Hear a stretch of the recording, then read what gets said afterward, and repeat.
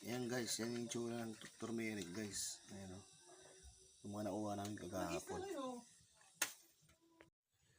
Ayan guys, ito naman yung ano guys. Yung mga, ito yung dahon ng ano, turmeric. Yung turmeric sa ilalim yan. Ito na siya. Ito yung itsura niya. Ayan o. Yan, puro ano yan, turmeric. Ayan o. Kung tawagin dito sa ano, dulaw. Ayan yung itsura niya guys.